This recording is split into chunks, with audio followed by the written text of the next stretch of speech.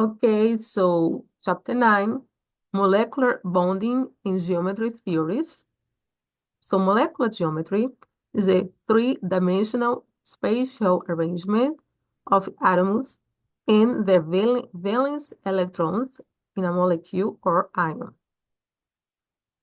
So the molecular geometry depends on the valence shell electron pair repulsion theory. Is the best arrangement of a given number of electron domains is the one that minimizes the repulsion between them. So the atoms are going to be organized in a way that the number of electron domains is the one that minimizes the repulsion among them. So the shapes of different molecules or ions depend on the number of electron domains around the central atom. So we are going to pay attention only to the central atoms. For example, here, right? The carbon dioxide here. We have a carbon in the center, right? With two oxygens around here. So let's pay attention only to the central atoms here. So this table says that the carbon dioxide has two electron domains. Okay, so two electron domains, you have two kinds of electron domains. One bonding domains and another we call non-bonding domains. What's the difference? Bonding domains are the attached atoms here. The atoms that are attached to the central atom. And non-bonding domains are the dots in the central that are on the central atom. In the case here, CO2, carbon is the central atom. You can see that you have two atoms attached, right? But there are no dots here on the carbon. There are no dots, this molecule has zero non-bonding domains. When the molecule has zero non-bonding domains, the electron domain geometry in molecular geometry will be the same. That is here, they are linear. So the electron domain geometry is linear, and the molecular geometry is also linear. And as all the atomic molecule, they are linear, okay? Okay. And then the next one is when you have three electron domains. For example, here, boron trifluoride. Boron is the central atom here, right? You can see that you have three attached atoms around the central atom. So three bonding domains. And around the boron here, there is no dots. That means no lone electron pair. That means zero no bonding domains. So when the molecule has three electron domain, the electron domain geometry is trigonal planar, right? And so if the molecule has all three domains, they're all only bonding domains, that means zero non-bonding domains, the molecular geometry also will be trigonal planar, right? Zero domains, zero non-bonding domains, the same geometry, right? And now let's go here for nitrogen dioxide. Okay, so the nitrogen is the central atom, right? How many bonding domains you have here? One, two. So two bonding domains, like two atoms attached to nitrogen. And in how many non-bonding domains? You have one non-bonding domains, right? Each lone pair we call two lone pair, we count as non-bonding domain. So nitrogen dioxide has total 3 electron domains. That means the electron domain geometry will be a trigonal planar, right? Trigonal planar. But in that case here, between the 3 electron domains, only 2 are bonding domains because 1 is non-bonding. So when you have a molecule with no bonding domains, the electron domain geometry will be different from the molecular geometry. In that case here, you have bent. The molecular geometry for NO2, the molecular geometry is a bent, and the electron domain geometry will be trigonal planar. Yes. So here talk about 3. 2 electron domains, 3 and 4. So 4 electron domains, that means 4 domains around the central atom. And sometimes can be 4 only no bonding domains and 0 no bonding, right? Let's check here. For example, let's use CH4 as an example here, right? Let's count. How many valence electrons do we have on carbon? Carbon, group 4A, so 4 valence electrons, right? Plus hydrogen. Each hydrogen has 1 valence electron. So, because you have 4 hydrogens, so times 4. So CH4 has 8 valence electrons, right? This is what we learn in chapter 8 about Lewis dot structure, right? Okay, so first let's draw the chemical symbols, right? The central atom first here, and then the hydrogens around.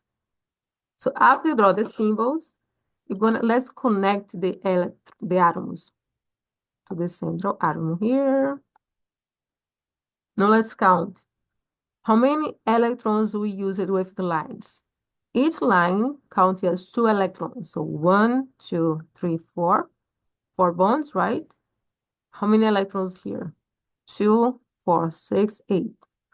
So CH4 we use all the valence electrons only with the lines. That means you do not need to add any electron in the central atom. In that case here, when the molecule has 4 electron domains, the electron domain geometry is tetrahedral, right? In that case, we have a total 4 electron domains. In the CH4 example, how many bonding domains we have here? 1, 2, 3, 4, right? 4 attached atoms to carbon here, so 4 electron domains. How many non-bonding domains? So how many dots you have around carbon? 0, right? So zero non-bonding domain. That means in that case here, the electron domain geometry is equal to molecular geometry. In that case, is a tetrahedral, right? Okay, so let's use another example here. Let's say, so if you have 4 electron domains, the electron domain geometry also going to be tetrahedral. The electron domain geometry will be tetrahedral.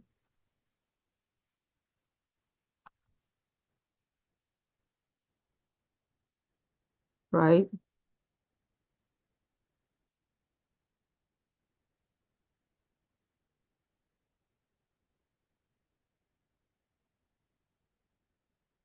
So if you have 4 electron domains, the electron domain geometry always going to be tetrahedral.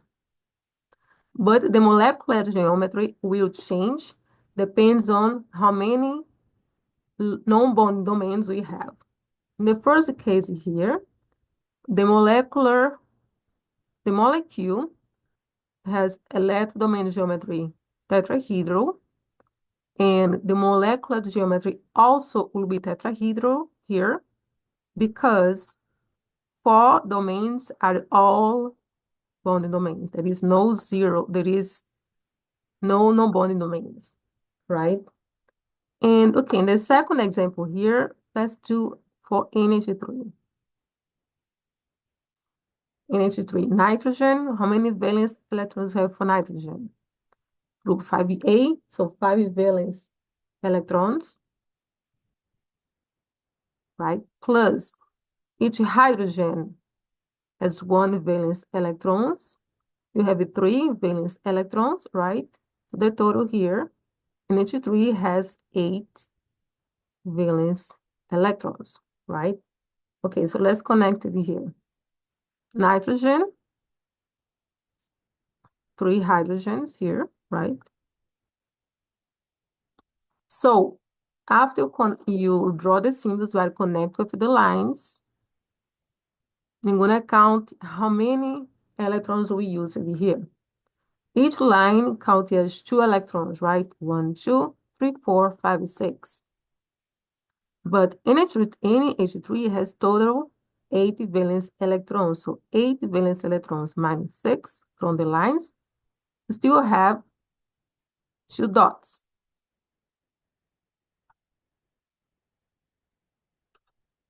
Right? So the 2 dots here belong to nitrogen. If you count here, you can count that nitrogen here has 80 valence electrons. So 1, 2, 3, 4. 1, 2, 3, 4, 5, 6, 7, 8. Now let's count how many domains we have here. So NH3 has, so nitrogen here has 3 bonding domains, right? 1, 2, 3. 3, because we have 3 atoms attached. But we have 1 lone pair. That means we have 1 no bonding domains. In that case here, the electrodomain geometry is a tetrahedral, right? But the molecular geometry is not. Why it's not? Because we have, in the NH3, we have 1 lone electron pair. In that case here, when we have 3 bonding domains and 1 non-bonding domains, the molecular geometry will be trigonal pyramidal. You see here? So NH3 molecular geometry is trigonal pyramidal, and the electron domain geometry is a tetrahedral, right? So now let's use another example that you have 4 electron domains. That means the electron domain geometry will be tetrahedral. But in this example here, between the 4 domains, 2 will be bonding and 2 will be non-bonding. So let's use the example water, H2O, right? How many valence electrons have for hydrogen? 1. We have 2 hydrogen, so 1 times 2, plus oxygen, group 6A, so 6 valence electrons. So H2O has total 8 valence electrons, right? Now let's draw here. Oxygen, water, oxygen in the center, 2 hydrogens here around it, right? Now let's connect with the lines. So 1, 2, 3, 4. Okay, so 8 valence electron minus 4. So we still need to place 4 dots. Where are we going to place the 4 dots? On hydrogen or oxygen? So we don't add any dots on hydrogen because hydrogen is already stable with 2 electrons, right? In that case, here we are going to add these 4 dots, 4 remaining dots here around oxygen. 1, 2, 3, 4, right? So how many dots you have? Each two dots here we count as non-bonding domains. So this H2O has two non-bonding domains, right? And how many bonding domains? The bond domain means that the atoms that they are attached to the central atom here. So H2O has two bonding domains and two non-bond domains. That means total 4 electron domains. So the electron domains, 4 electron domains, the electron domain geometry is a tetrahedral. But in that case here, we do not have zero domains. So when we do not have zero domains, the electron domain geometry will be different from the molecular geometry. All right? See in that case here, two bonding domains and two non-bonding domains, the molecular geometry is bent, right?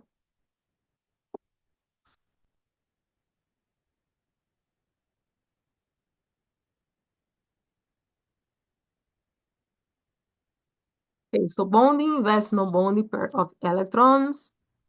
So you have the angles here. The same example that you showed in the previous page. So CH4, the angles is 109.5 degrees. For NH3 is 107 degrees. And water, H2O, the bond angle here is 104.5. So multiple bonds and bond angles.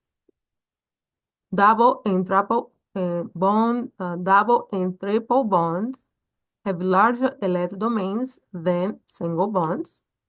So they exert a greater repulsive force than single bonds, make the bond angles greater.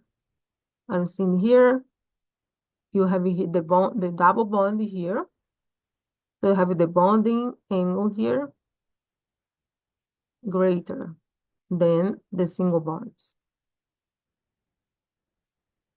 Right? So in the previous page, right, we showed here, I showed when we have 2, 3, and 4 electron domains.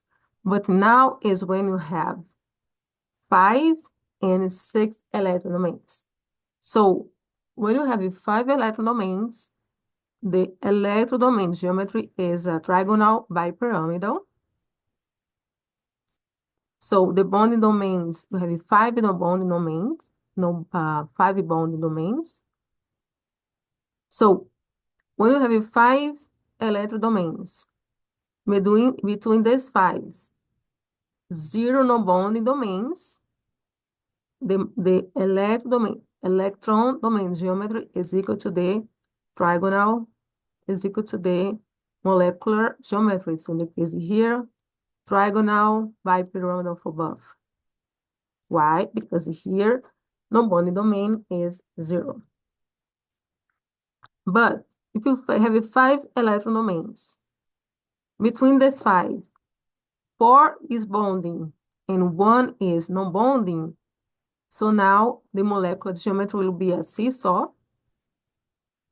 And the electron domain geometry is still the same. It's still trigonal bipyramidal, right?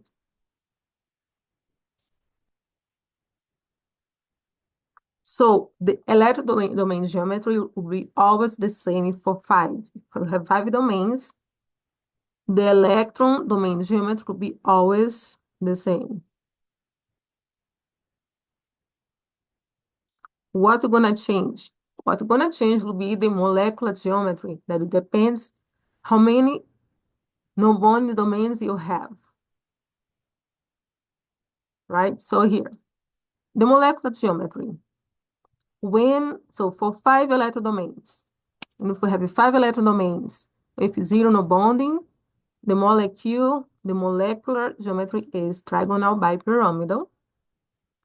And if we have 5 electron domains, but only 4 bonding domains because 1 is non-bonding, you have a seesaw molecular geometry. So in that case here, if you have between the 5 electron domains, only 3 are bonding and 2 are not bonding, the molecular geometry is a T-shaped molecular geometry. So if you have 5 electron domains, the electron domain geometry is a trigonal bipyramidal, okay, right?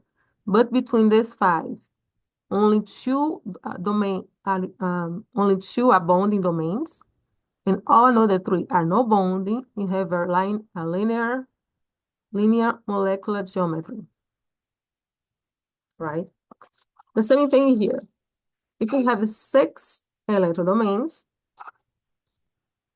right? The molecular domain geometry is going to be an octahedral. Octahedral, right?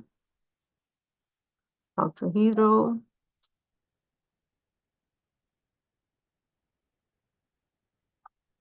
Okay.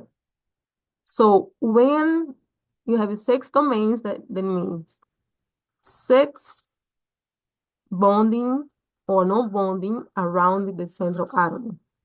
In the case here, sulfur hexafluoride. You have 6 bonding domains and 0 no bonding. So the molecular geometry is octahedral. It's the same as the electron domain geometry. So, and then if you have 6 domains and 5 are bonding and 1 no bonding, the molecular geometry will be square pyramidal, right?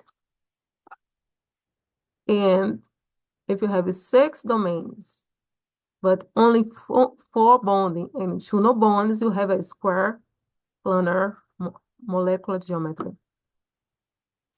So you can see here, the electron domain geometry will be the same as the molecular geometry only when you have 0 no bonding domains, because that means when all domains that are all bonded, the electron domain geometry will be the same as the molecular geometry. But if one is lone pair, you're going to pay attention here, that going to change. All right.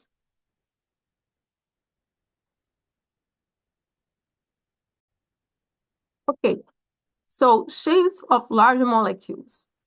For large molecules, look at the geometry about each atom rather than the molecule as a whole. For example, here, acetic acid, the molecule is COH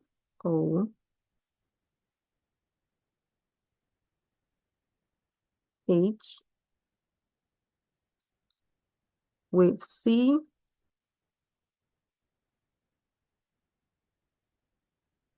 right? Okay, so now you have, so in that case here, you have 2 central atoms. Actually, you have 3 central atoms here. So let's count the first carbon here. 1. The second carbon 2 here. And then the oxygen here. So for this carbon here, how many domains we have around this carbon? Carbon 1. How many domain electrons? How many electron domains here? So for attached the atoms, right? There is no lone electrons. The more that means the electron domain geometry is a tetrahedral, and the molecular geometry is also tetrahedral, right? Because there is 0 no bonding domains here. For this, for carbon 1. For the second carbon here, right? How many domains you have? So domains are the atoms attached, right? So 1, 2, 3. The second carbon has 3 electron domains. So, and there is zero no bond. There is no dots around this carbon. That means the molecular geometry in the electron domain geometry will be the same in the case here, trigonal planar. And for oxygen here, this is for oxygen, right? How many electron domains you have around oxygen here? So 1, 2, 3, 4. So 4 electron domains. Well, in the case here, right, the oxygen has two,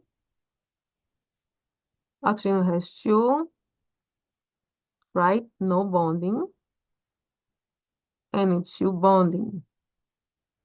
Okay, so what will gonna be the electron domain geometry when you have 4 electron domains? So okay, it'll be tetrahedral. But between these 4 electron domains, right? 4 the total, but when they have no bonding, so 2 are no bondings and 2 bondings, then go back in here, right? So when you have 4 electron domains and 2 are bonding and 2 no bondings, the molecular geometry is a band. We have here band. All right. Okay.